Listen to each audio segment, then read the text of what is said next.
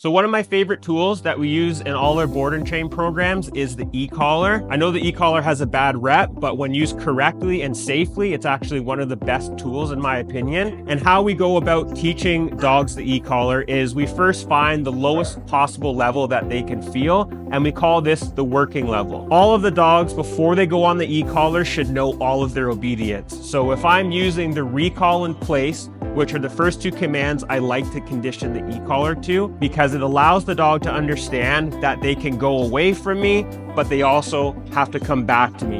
And one mistake I feel like is very common when e-collar conditioning is just conditioning it through recall. And that's how you get a Velcro dog, and a dog who doesn't feel as if it's okay to create separation from you, which interrupts the process of freedom. And that's what the e-collar is here for. When I condition the e-collar, the dog will know place, it will know recall.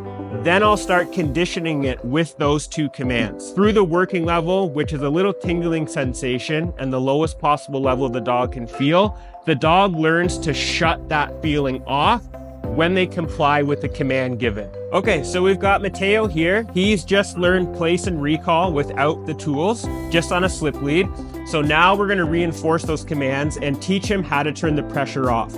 I've got a tone box here so you can see when I'm turning the pressure on and when that pressure is coming off. So initially, I'm gonna turn the pressure on by holding the continuous button, which is the red button. I'm gonna give him the place command or the recall command. And as soon as he completes the command or all 4 feet get on place, I'm gonna release that pressure. So he knows that that little tingling sensation or the little uncomfortable feeling that he has shuts off when he completes the command fully. He's on a working level 3. I'm gonna use the tone box again so you can hear when the pressure is on and when it comes off. Mateo, place. Good.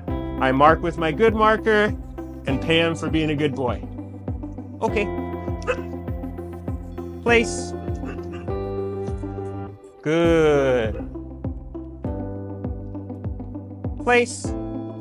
Good. And as you can see, he's not under any type of stress. He's enjoying the process. Okay. And he clearly understands how to turn it off because I've initially taught him the place command to be able to do so. Place. Good.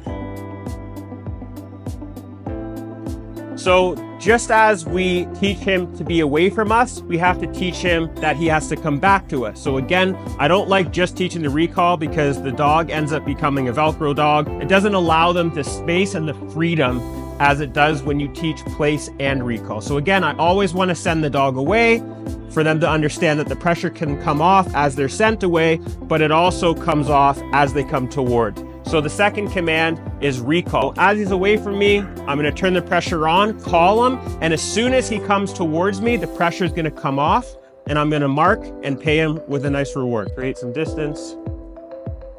Come. Yes. Good boy. Come. Yes. So again, as he's away from me, the pressure is gonna come on, and as soon as he makes the choice to come back with my verbal command, the pressure comes off and I pay him for coming back. Come. Yes. And that's essentially how we condition the e-collar to all the dogs at our iTrain K9 board and train program.